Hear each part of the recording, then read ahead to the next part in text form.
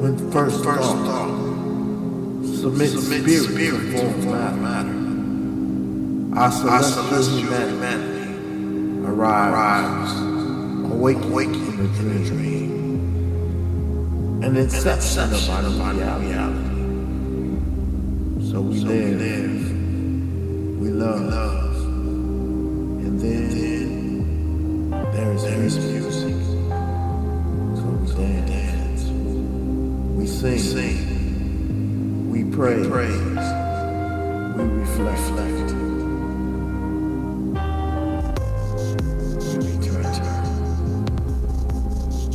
In the infinite in between, the now that was, faces dance in our dreams. Some familiar, some Ascended Visions Radio. cosmic composition. In the irrelevance of this time, we realize the passion of the random action, learning the lesson that the brotherhood of man is far more important than the ego of any individual. Imagination becomes the sound of thought, traveling at the speed of light.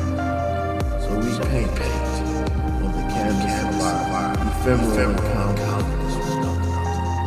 A masterpiece of memory that lives in the eternity of a child's.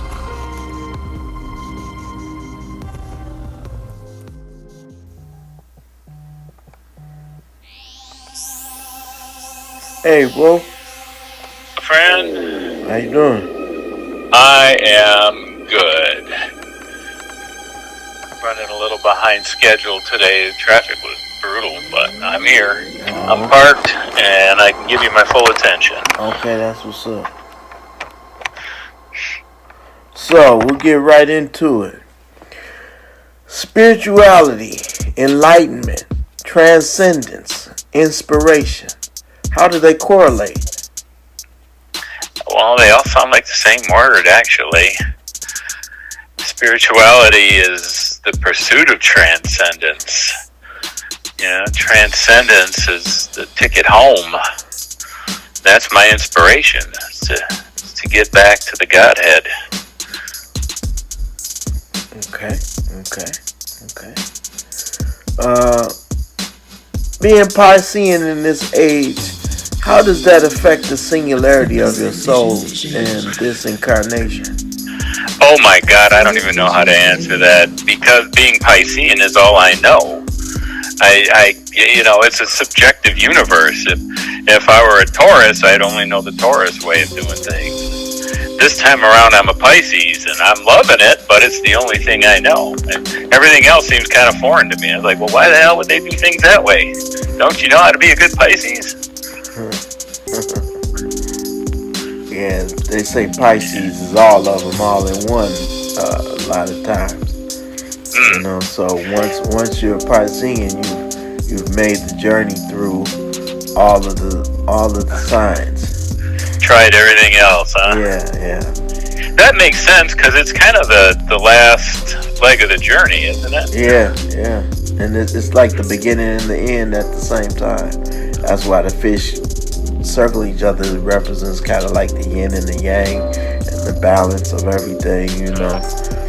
And so we have a tendency to see things a lot differently than everybody else, because we can see everything from everybody's perspective, individually and collectively. Yeah, I see what you're saying. Yeah, that makes a lot of sense. It does. One of the things that I found about myself, generally I compare a lot of things with my older brother, because it was just the two of us, and he was older and one of the most intelligent people I'd ever known. But the way we dealt with life was so very different that I could always accommodate. He was a Leo, and his answer to everything was put his head down and butt through it. Right. And he was very strong physically. He was very strong spiritually. He was very strong intellectually. But he never knew how to bend. He never knew how to cope. He never knew how to compensate. And I always thought that was so weird because I was never as smart as him. I didn't have the same Kundalini strength that he had. I mean, my God, that guy, he could throw balls of energy at people when he really focused. Okay. It was scary how powerful he was. Okay. But he never knew how to bend. He never knew how to cope, how to adapt. And I think that is a very Piscean thing. We can go into any situation and find a way to rise back up to the top. Right. This next one is 2 questions. I guess you could say it's 2-part questions or 2 questions.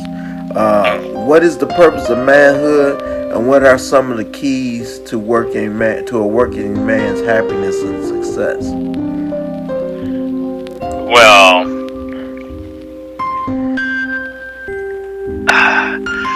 I always wish that I could go back and really experience some of my previous lives to give me more wisdom in this life, to have a more, conscious understanding of the lives I've lived. Because as feminine as I am, I'm sure that I've been women in many of my lives. What is manhood? It's really, I don't think it's any different than womanhood, except for the gender bit. Right.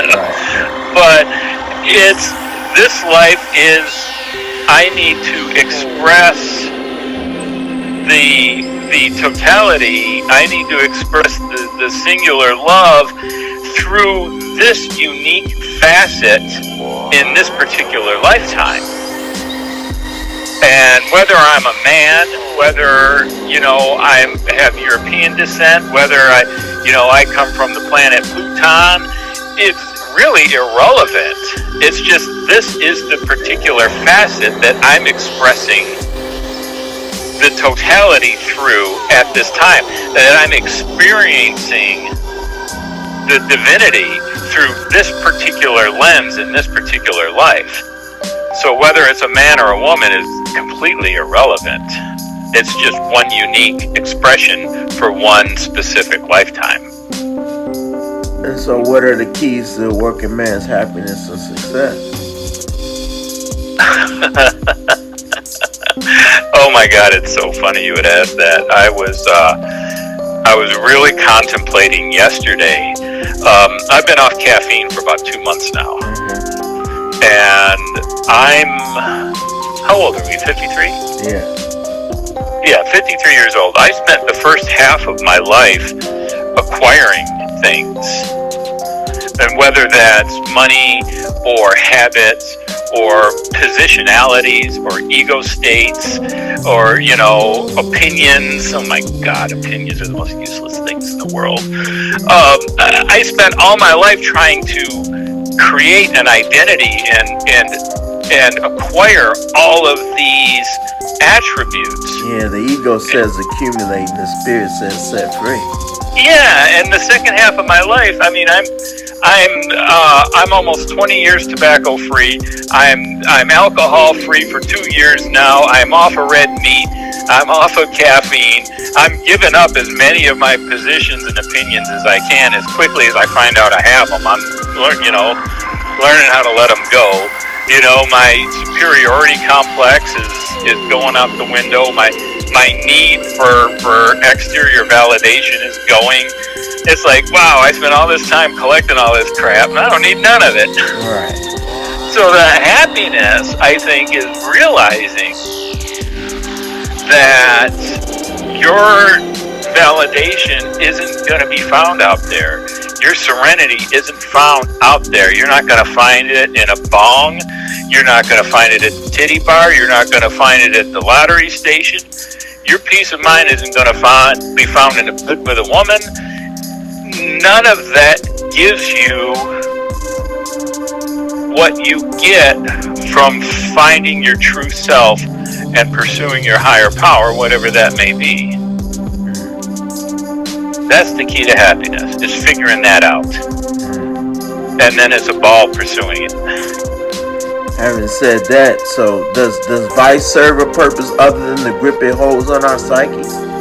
Does what serve a Does purpose? vice serve a purpose other than the grip it holds on our psyche? I think it did. I mean, I think the ego is an integral part of our development. I think we have to grow the ego before we can let it go. And vice is just one of the aspects of an ego-based life. So I think everything, including that, has a time and a place. But it's kind of like baby teeth.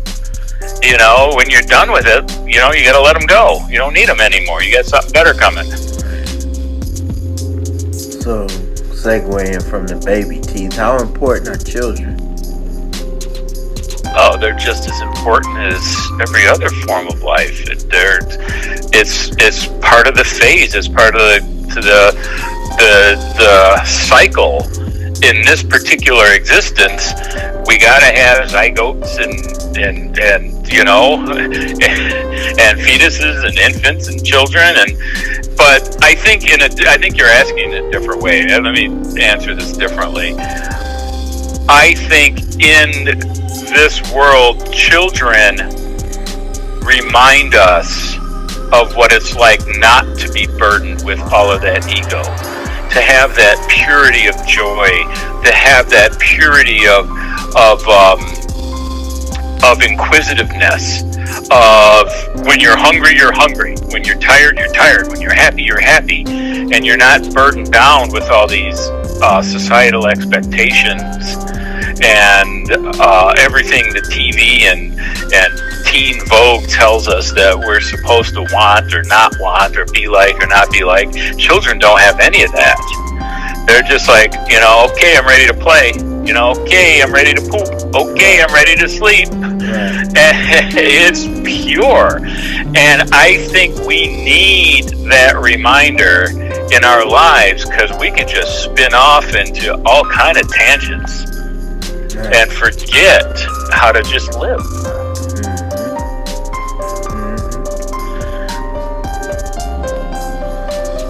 So, what is peace of mind? Peace of mind. Well, I suppose it's the pursuit of your spiritual perfection. Peace of mind for me is being on the path toward enlightenment. Peace of mind to me is not getting sidetracked by TV, elections, you know, whatever current drama is going on.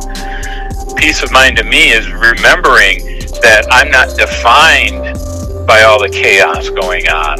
Relative relativity. There you go. Okay. That's interesting.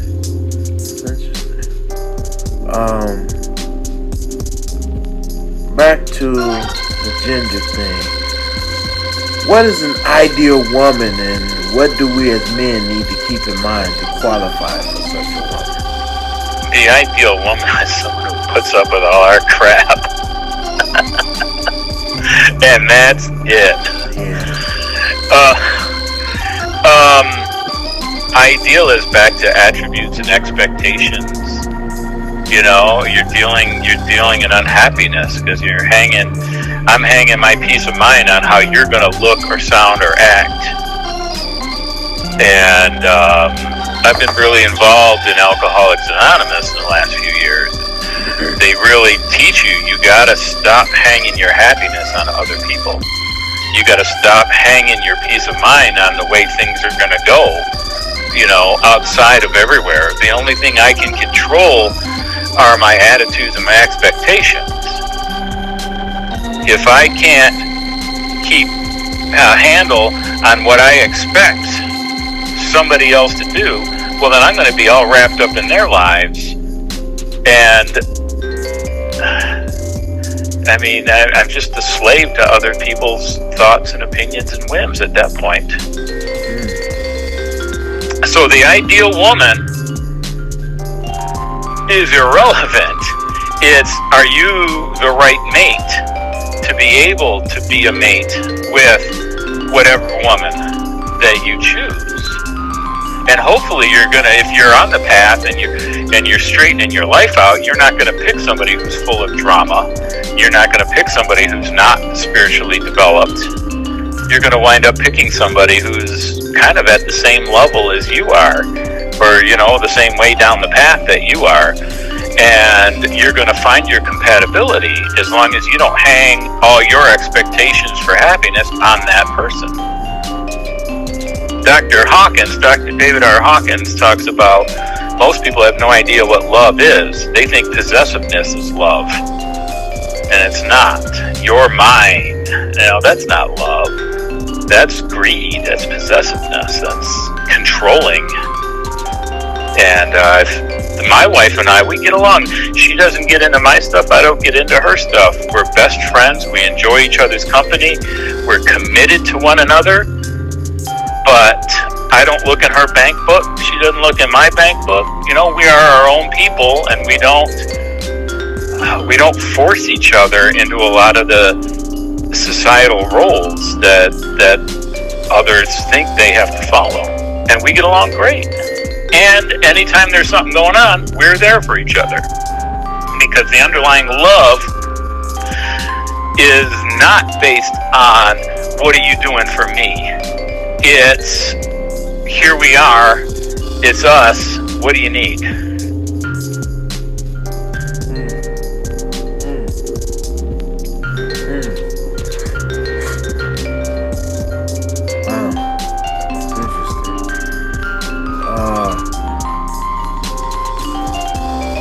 Got a couple more. Where do you think road rage came from? Road rage is 100% narcissism. It's narcissistic egomania. It's me first, me first, me first. I gotta get mine, and I need to punish you. How dare you cut me off? Don't you know who I am?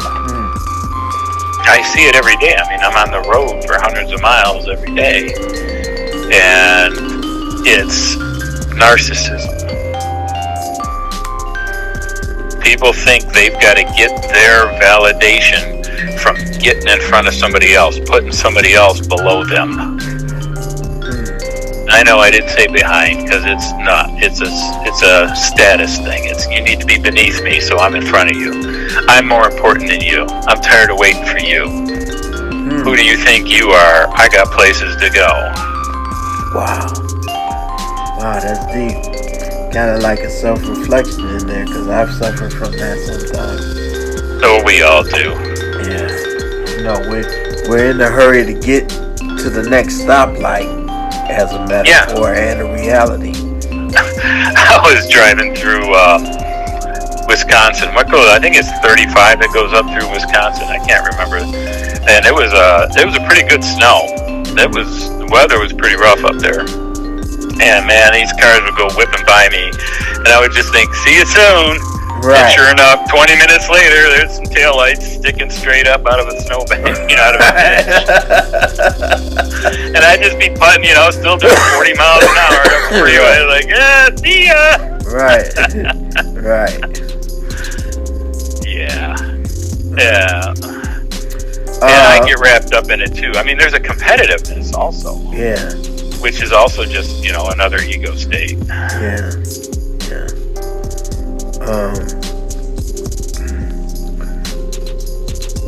Is there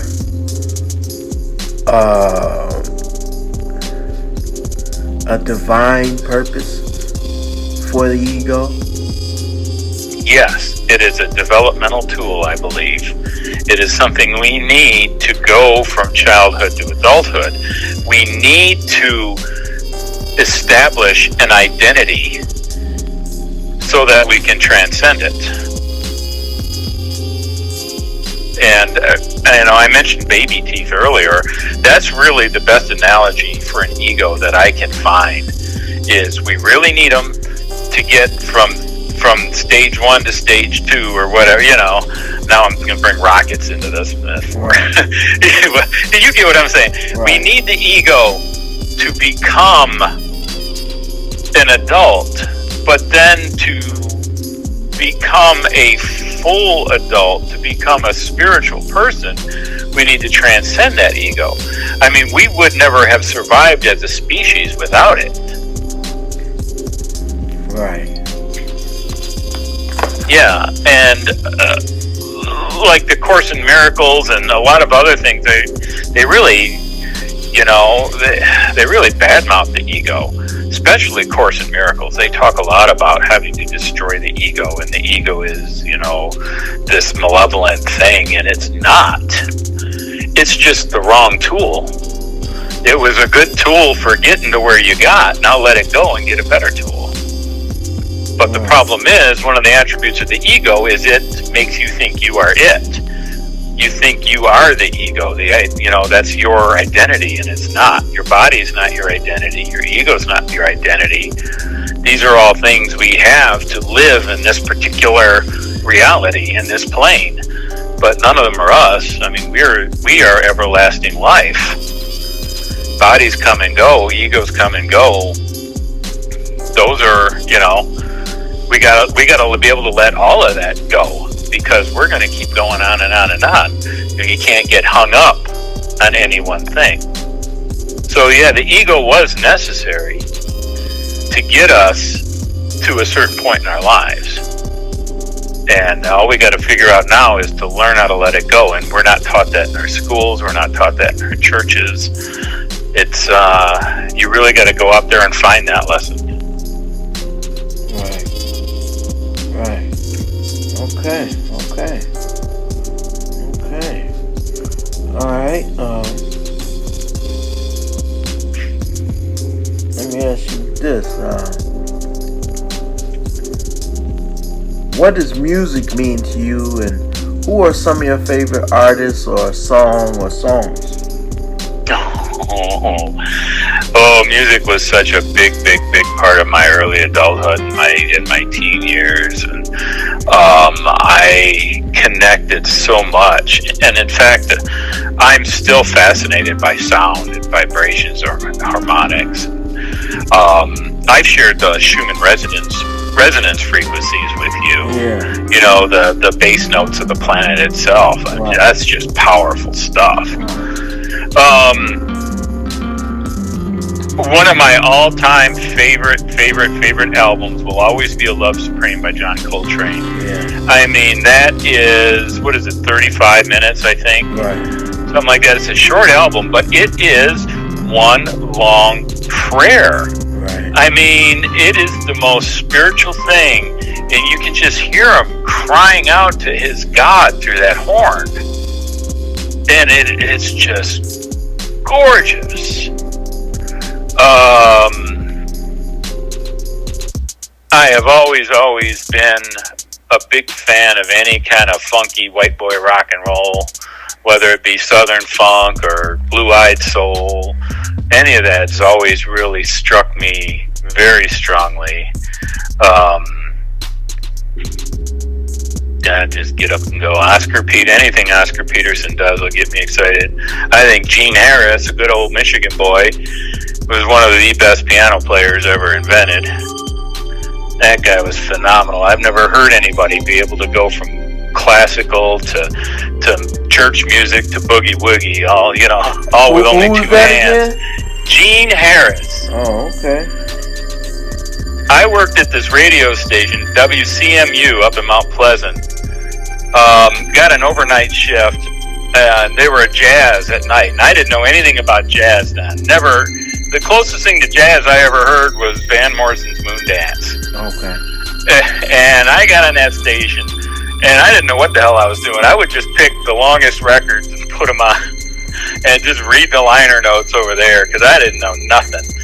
And one day, I grabbed the Battle Hymn of the Republic by Gene Harris. It's on the Gene Harris Trio Plus One album. And I put that on, and I was changed forever. That music just threw me against the wall, and I stuck like cooked pasta. Man, it was great. And the joy that Ray Brown will put into that bass, he's the reason I started playing upright bass, was just, I was like, how do you get that much joy out of an instrument? I mean, it's like Ella Fitzgerald. She can't not sound happy. It just blows my mind that, these people could put their spirit into these instruments. And Gene Harris, I've never heard anybody who can go up there and trill, with their right hand and then play the melody on the bass notes. Nobody does that. And then I found out he learned it from Oscar Peterson, but he mastered it. I mean, it's just phenomenal stuff. But, and then you got guys like Farouk Zibay, who half the time I don't even understand what he's doing, but part of me is like, hey, listen to this prayer. And, I mean, before I would just talk about nothing but country and rock artists, but there's just so much more out there. Willie Nelson, though. I mean, you want to talk a man who throws his spirit into music. Who else can play flamenco on a country song? Who else can play Bach's Circle of Fifths in a country song and make you not even realize what you're listening to? Right. I mean, what an incredible talented man, and what a great spirit, once again. One of the finer human beings on the planet. Yeah. That's what's up. Yeah. So, I was wondering, could you bless us with some of your poetry or prose? Oh my God, I've only got one poem memorized, and it's the corniest thing in the world. I really don't have anything prepared. Why not share that one? I wrote this thing in about 2 minutes, which means I didn't write it at all. It just fell out of me. It's probably pivotal because, the things you remember, the shortest ones are some of the most important ones. And it's one of the only rhyming poems I've ever written. Okay. And it's called Oh Those Legs. And it goes, she walked in half naked, and the other half was bare. And I could tell right away she was a stranger to Nair.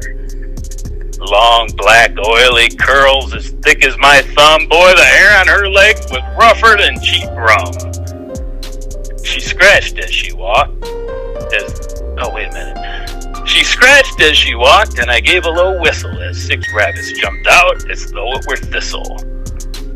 A come-hither look crossed her post-noon shadowed face, and before I knew it, we were back at her place.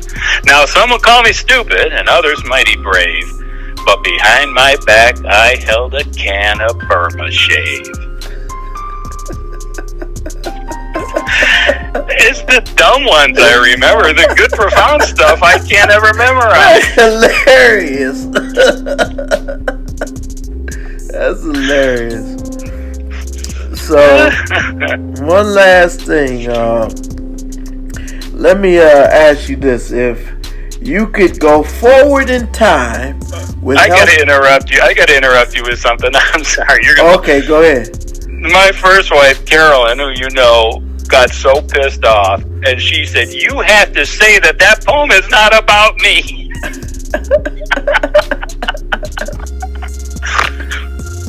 I'm sorry. Go ahead. That's hilarious. But anyway, what I have to ask you is, if you could go forward in time and with health intact and backwards with the now consciousness, what words of wisdom, insight, advice would you give to those generations? Don't change nothing. It's It's all necessary and it's all irrelevant. Just move forward. Eventually you're going to find your peace. Just, you know what? I don't know if I would say that. But I would say don't do nothing. Because it is. Everything is necessary and everything's irrelevant. And in the totality, you really can't undo or overdo anything. Because it's all, I mean, once you get to that level, excuse me, there is everything. So it's all irrelevant and perfectly relevant at the same time because it just all is. Once we get past this duality of, you know, good and bad and, you know, beneficial and detrimental, it's all there. So it's all the perfect love. We're just seeing little pieces of it in our myopic lives. If something doesn't seem right, that just means I can't see the whole picture. I can't see the perfect balance in the universe. So to go back and try to change something, you're just going to change from one perfection to another perfection. Then whatever's wrong is our perception of it. Yeah. So I just tell them, don't do nothing. Time is irrelevant. There's only compassionate or random abstract. It's hard to think beyond our reality, beyond what we get. I mean, my God, we're so limited in our senses. When you start to realize that, I mean, just the 5 human senses, as limited as they are, they're transmitting over 11,000 bits of data to our brain every second. But our consciousness can only be aware of between 4 and 20 bits of sensory data per second. So it's like sensory overload at some point. So, and that's just what we can conceive. Right. You know, what our senses can pick up. I mean, look at the entire vibrational spectrum that our eyes can't pick up. They can't pick up ultraviolet rays or X-rays or radio signals.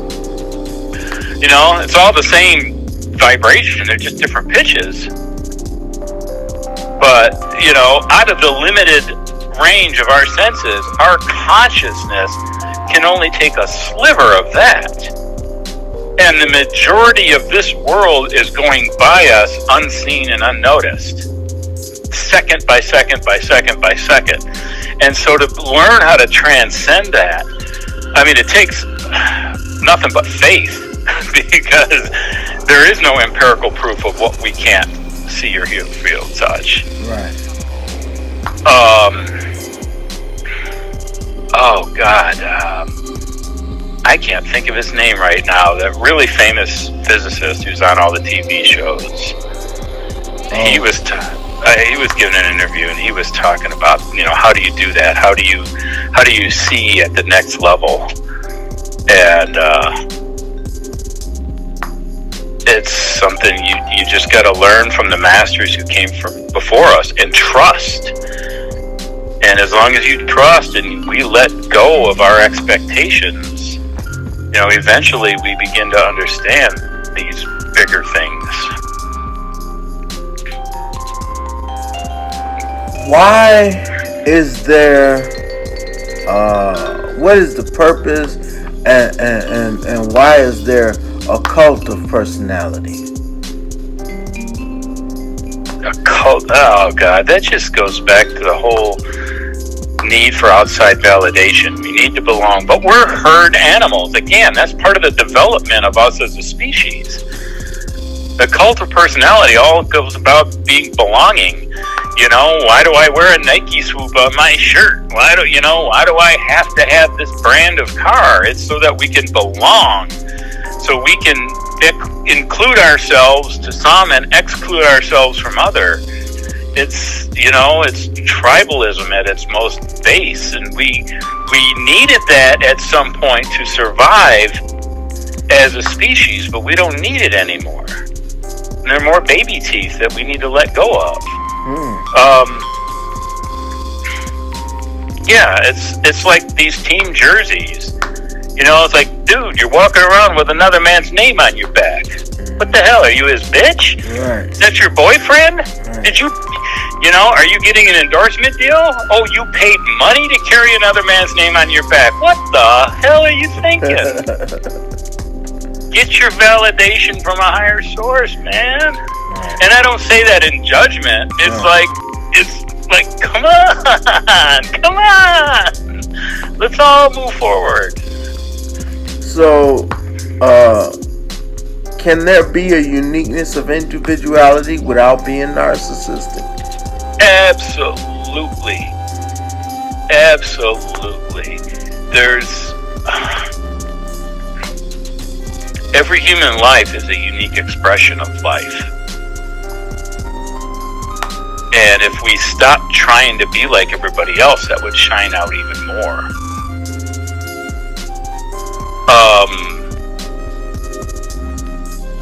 I read in a book where they talked about that they're all different facets in the same diamond. Right. We're all unique expressions of the same love energy. We're all unique expressions of the same perfection. We're all unique expressions of the same Godhead. And the only way to see the perfection is through differentiation. But again, this is just a phase, because when we transcend that, we're going to be back into perfection and we won't understand anything about uniqueness. Because how can you be unique when you're everything? But it's necessary at this level. So my wife and I were watching a movie last night, and this commentator came on, and he was wearing this straw hat. And I looked at it, and I had to back the thing up, and I looked at her, and I looked at that, and I said, that's the hat Van Gogh wore in his self-portrait. Now, there's no reason to go out and commission a hat like that to be made unless you wanted to associate with that, unless you wanted to be like that. I mean, you can appreciate it without having to possess it, without having to become it. You know, I can appreciate the hat Van Gogh wore, but I don't have to go out and get one and wear it and be like Van Gogh to receive the same appreciation. But this cult of personality, this need, I said it 100 times, this need for outside validation to get our sense of worth from associating with different things is not necessary. It was, but we've evolved beyond that now. We just haven't learned how to let it go. Couldn't that be, though, identifying with your parallel self? It could be. I couldn't even begin to speak on that. Okay. Because if we're all one and we're all connected, when we identify with someone else or whatnot or what have you, some people see that as identifying with another aspect of themselves, just a different facet of it. Yes.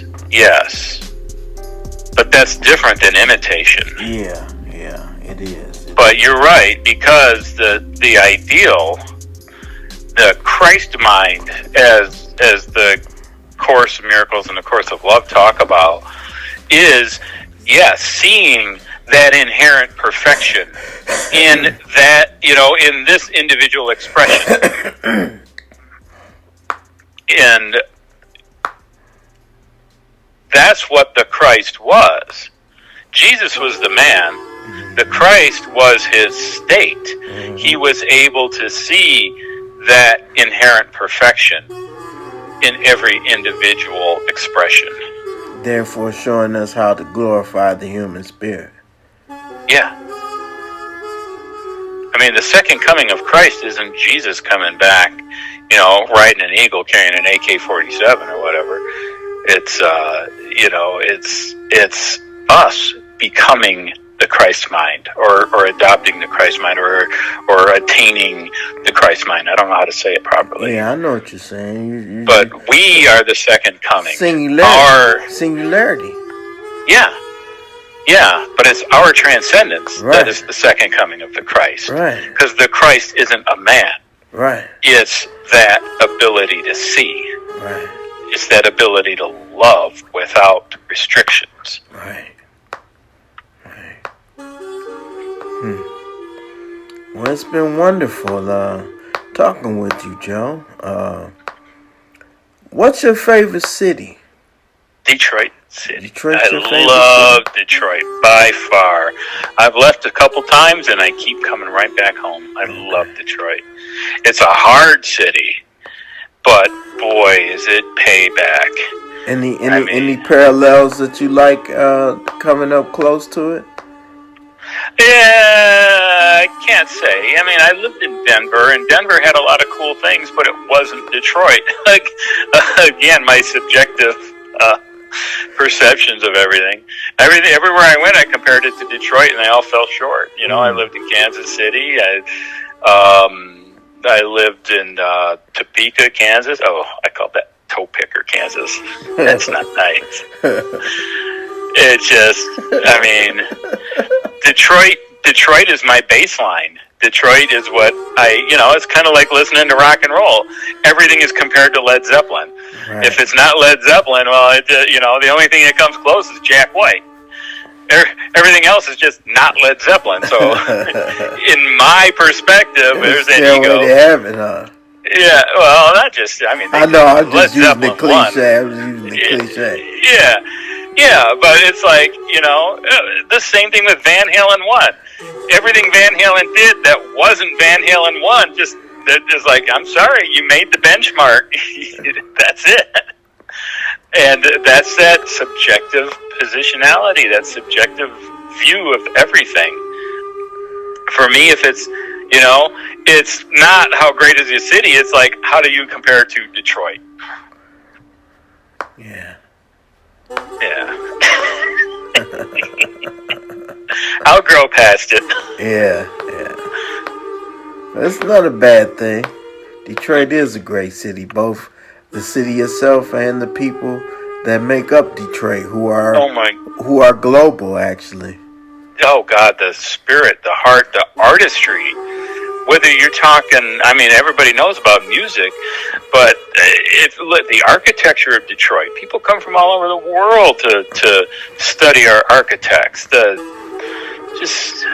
Detroit has influenced the entire world. Yeah. It is an epicenter of strength and creativity. Yeah, indeed. Well, thank you very much, brother. Oh, thank you, Bilal. This is a real honor. All right. Talk to you later.